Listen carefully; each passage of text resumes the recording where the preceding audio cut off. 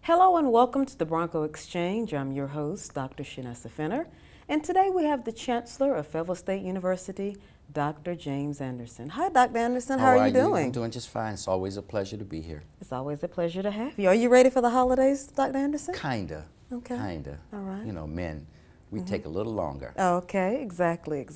Okay. Let's first talk a little bit about better K-12 partnerships with Fayetteville State University. Yeah.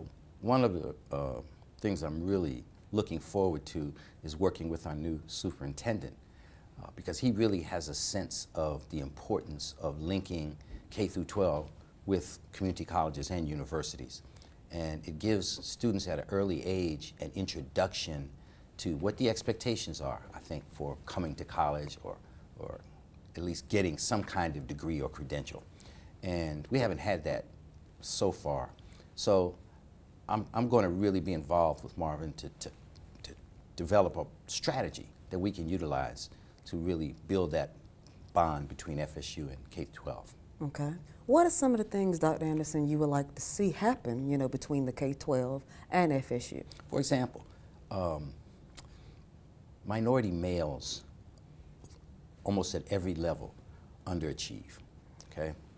And if we could pique their interest in things like STEM courses, if we could pique their interest in any academic area, or help them find out what their competencies are and help build on those competencies, then their self-esteem goes up. And so that's one of the things I'd like to do, is really work to do that. Okay, now that leads to my next question, and you and I have had this conversation many of times. Are Black males and Latino males taught to be underachievers? Well, in some ways I think that's true, because at lower grade levels, we tend to place them in settings as a group, and then the teachers or other people who work with them tend to lower their expectations based on that group. That group needs to be challenged just like any other student group needs to be challenged. And we might have to do it in a more innovative way, we might have to do it in a more relevant way, but they won't develop an achievement motivation if we don't help them tap into that.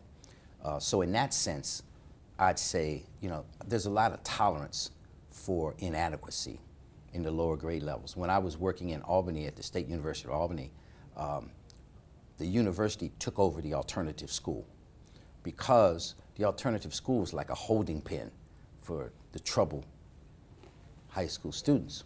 And so we took it over. None of them were graduating from high school, et cetera.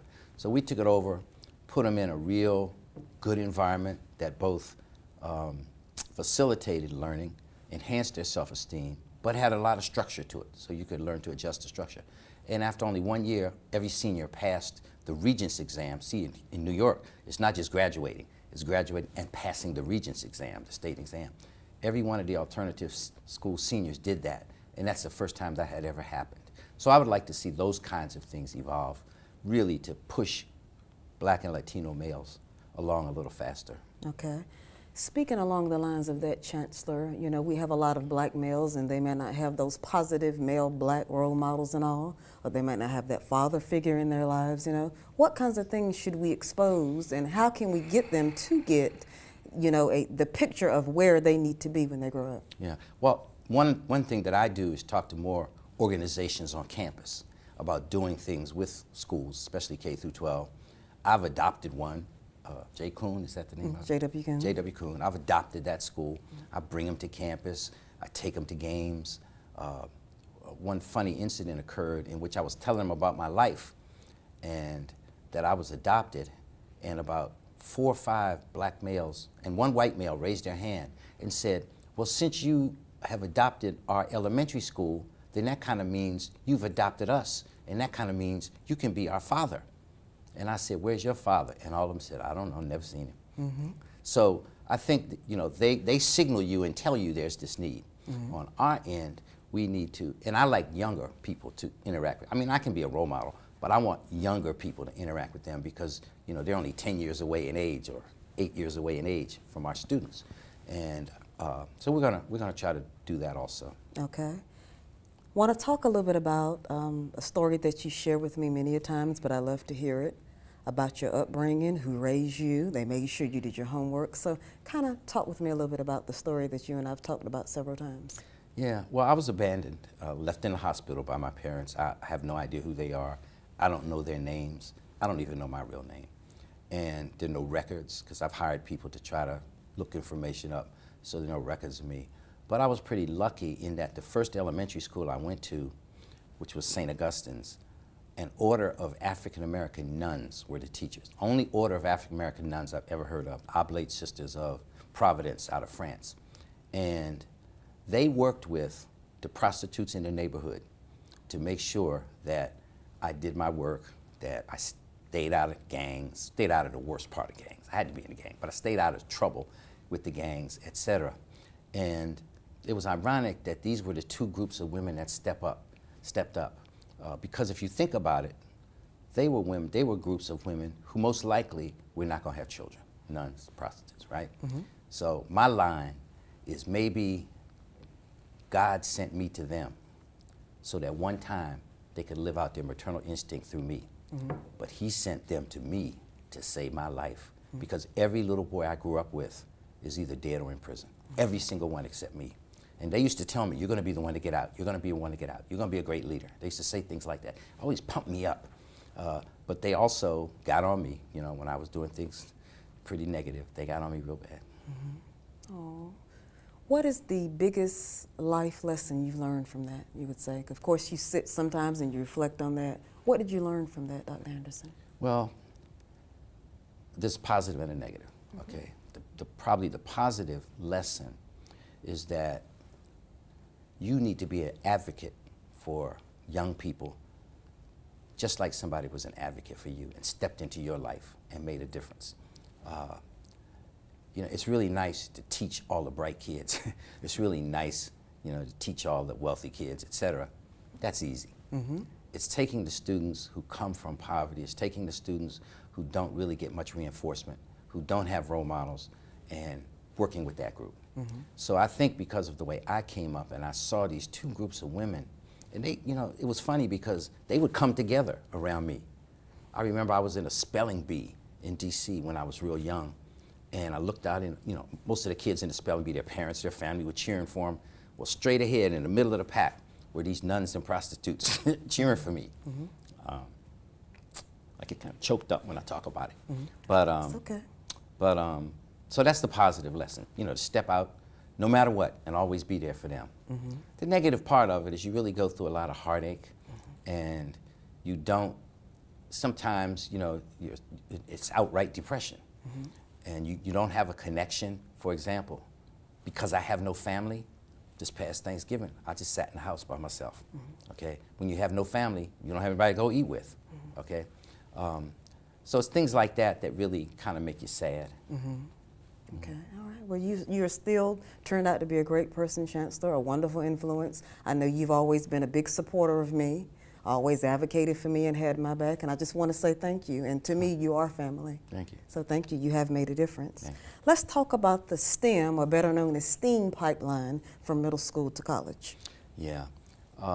There's a lot of emphasis on STEM and STEAM nowadays. And it's good in the sense that it's getting students to think about those areas in ways that they didn't before. So you're attracting more. One thing you asked me earlier about males, the women are killing the men in STEM and STEAM. Hey, baby. At every grade level. Girls rock. Okay? Mm-hmm. So we have to double down on our efforts with males. Mm-hmm. But why do you think that's so, Chancellor? Why do you think girls rock and we just shine so brightly? Why do you think that is? Okay, I'm going to give you the biased answer. Okay. And that is, you all are just smarter than us. Oh. Okay, that's it. A lot of research shows, you know, in early years coming up, that females not only outperform males, but they actually are smarter than males. That's part of it. Mm-hmm. I also think, though, that there are too many things to distract males mm-hmm. from achieving in school, mm-hmm. whereas for many young females, those things don't exist. Mm-hmm. And if the males could get by some of these distractions, and that's why we have to provide programs and things for them to prevent them from being distracted so much, if we could do that and then get them on a better track in STEM and STEAM. But you also have to be really creative with them. Just teaching STEM and STEAM, you know, the same ways doesn't get it anymore. So when I do the research and look at the best programs out there, you'll find that they're doing really unique, creative things. Okay, all right. Let's talk a little bit about FSU now. Talk about the Cotton Club fundraiser. Well, as most people know, we started a capital campaign 5 years ago. Our goal was $25 million, and we actually have raised a little over $27 million. Wow. And it was real funny because a lot of people at the university did not think we could raise $25 million when we first started, but I convinced them that they could. And so that was very nice that we did that. We wanted a culminating experience at the end of 5 years where we could make people feel good about what they did, even raise a little bit more money. And so we had an event called the Cotton Club, which was patterned after that era of the Renaissance, Harlem Renaissance, and the Roaring '20s, et cetera. And so everybody had to come dressed like that. You know, I had to go find a zoot suit and some shoes to match, things I normally don't buy. Wow. But in fact, there's a good place to get, if anybody wants a zoot suit, fellas, New York Fashions. Oh, okay. Up, I can't remember, you know, it's up there near, where Hobby Lobby used to be, where Hobby Lobby used to be, New York Fashions. Zoot suits, a lot of them, Okay. all colors. I know what it is. So the Cotton Club was the culminating event, and we featured, for example, some of our art students and our dance students Okay. who came out and did Roaring '20 dances. Some of the freshmen sang, and then we had some other women who were really good singers sing. Okay. But we raised some more money that night. But it's a way that you pat yourself on the back. It's a way that you thank people for their donations, for stepping up. One of the biggest donations we got during that period was from the Broadwell family that founded the Fayetteville Observer. Oh. And the 3 Broadwell brothers wanted to leave a tribute to their mother and father. Okay. And so they wanted to name the business school after them. So it's now the Broadwell College of Business and Economics. Oh, wow. And that was a very, very nice gift for the university. But it also, to me, said something about how much we've worked to be recognized in the community, and we've worked to establish a standard of excellence. And Charles Broadwell, I know Charles, I don't know his brothers that well, but Charles, you know, I think really took the time over the years he's been here and the time I've been here to look at FSU and see the strides that we've made. You know, our business school is top ranked. I mean, our MBA online was #1 in the country, for example. And we have a lot of other areas, entrepreneurship, we're nationally ranked. So that's the crown jewel to me of the campus. Wow, that's Yeah. great. So overall, you raised $27 million. $27 million, which, you know, as capital campaigns go, is not a lot. When I was working at NC State, for example, we raised $300 million. Okay. When I was working at Texas A&M, they raised $2 billion. They had a 5-year campaign and raised $2 billion in 3 years. Phenomenal. And that was a long time ago. So I think I heard that their last campaign is going to be $4 billion. Okay. And, you know, that's hard to fathom. But you set a goal in your campaign based on what you feel that your alums and other people that support you, what you feel that they can really provide. We were founded as a normal school. That means that most of our 50, 60, 70-year-old alums are retired teachers. If you think teachers don't make money now, imagine 30 years ago what they made. Exactly. So they don't have a lot. They can't give you a gift of 100,000 or $1 million, et cetera.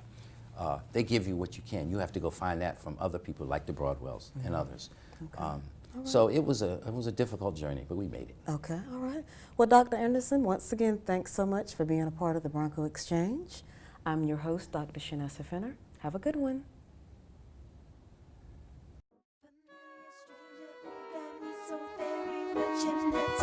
Familiar stranger